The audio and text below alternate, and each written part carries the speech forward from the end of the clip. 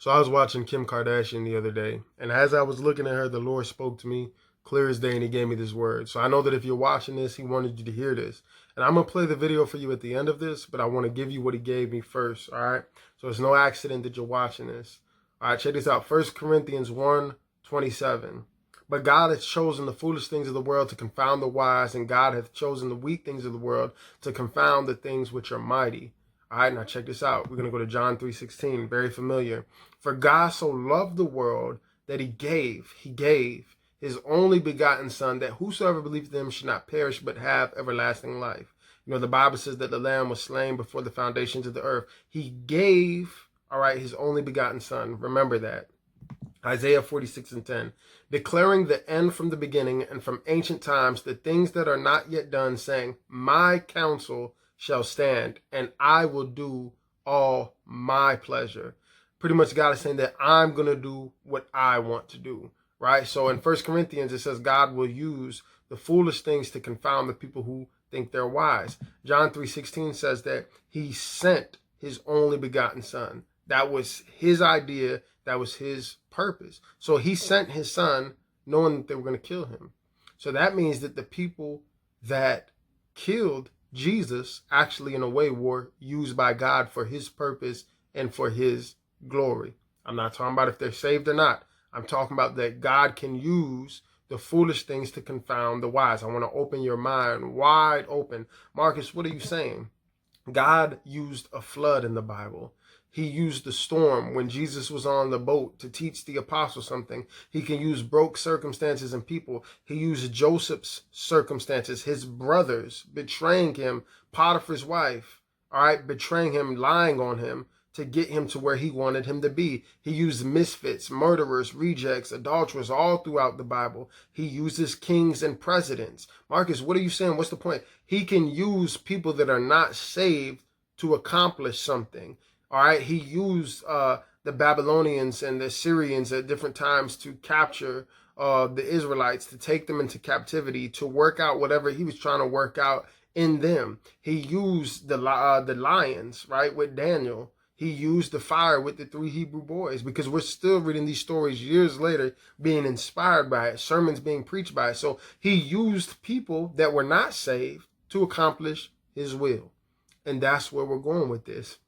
When I was looking at Kim Kardashian speak, and you're going to see the video for yourself, and she began to say, you know, Kanye, what started for him was a healing process. And I told you guys I've been praying for Kanye for a long time, and I rebuked him, you know, many years ago, and then I saw him go to the mental hospital and all that stuff. And the way that I saw it was that God was dealing with him.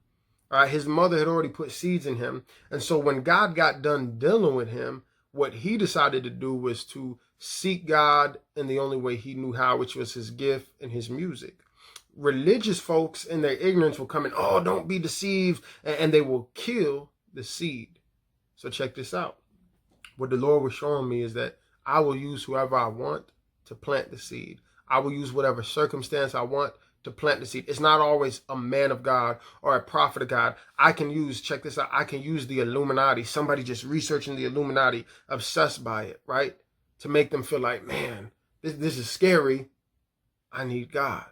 Without a man of God or a woman of God ever saying nothing to him, he can use different circumstances, a car accident, anything that he wants to use. He can use a flood. He can use anything to get somebody's attention, to open them up for what? Paul says one plants the seed, the other waters, God brings the increase. He can use a Kim Kardashian to say something. He can use Kanye West to say something to a group of people that just plant a seed, right? And somebody else water and God bring the increase. So Kanye West can be in a place where there's a seed there, and you're going to have 2 types of Christians. You're going to have Christians who are going to try to kill the seed, destroy the seed, or you're going to have those who are going to come and they're going to try to water it. The Bible says he that winneth souls is wise. If you're not wise, you walking in ignorance, you walking in foolishness. Now, the Bible also says to test every spirit. I never said, Mr. Kanye West, like, oh, he's just saved, he's going to heaven, no doubt about it. I said that I see the potential there. I see the seed there that can be watered. If he got around the right individual, he could be discipled with the right individuals. And then also God using him when he got on that stage and he said, Jesus is king. The Bible says every knee is going to bow, every tongue is going to confess. People say, oh, it's heresy. Kanye West, it's heresy, it's heresy. But he's declaring a truth to people that you probably couldn't reach. And while you're so busy sitting there bashing, me or anybody else and say, I don't agree with that, and that's heresy, and we don't agree on this. But if that person is planting the seed, God can send the other one to bring the increase. I'm going to play the video for you guys real quick. All right, I just want you to see it. And then you can just think about it. Think about everything that I just said and think about it from that perspective. The Lord told me a long time ago, that's my ministry. It's to challenge people's perspectives. The Bible says, be transformed by the renewing of your mind. The Bible says, my people are destroyed for a lack of knowledge. We do so much stuff in the spirit of religion, self-righteousness, and ignorance that we destroy the harvest. The Bible says the harvest is plenty, but the laborers are few. We want the harvest to look a certain way, and if it doesn't look a certain way, we kill it. What did the religious folks do? They knew all the Bible, but then when Jesus came on the scene, they didn't recognize the move of God, and they crucified it. Be careful that you are not crucifying, you are not killing the seed. Water it.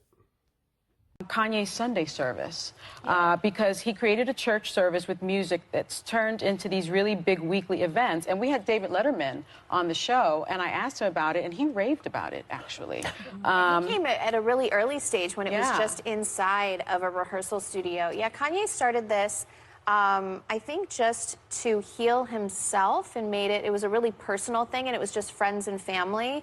And he has had an amazing evolution of being born again and being saved by Christ. And he has now made it, people always ask, well, what are you worshiping and what is this? It is a Christian service, like a musical ministry. It is, they talk about Jesus and God. And is there a minister there? Sometimes. So if he goes to a different church where they've shown up and done these surprise little pop-up Sunday services at other churches. So whatever pastor speaks there. And sometimes at the one in Calabasas, he'll have friends that are pastors that are in town get up and speak. But for the most part, it's just a musical ministry. It doesn't, he doesn't have his 501(c) yet, but to make it an official church. But it is for God, and it's a Christian church. I think that was, sometimes people are like, well, what is this? And what are they doing? But it started off healing for him, and now it's become something that he just really wants to share for everybody else. Well, and that's what you do on your show. You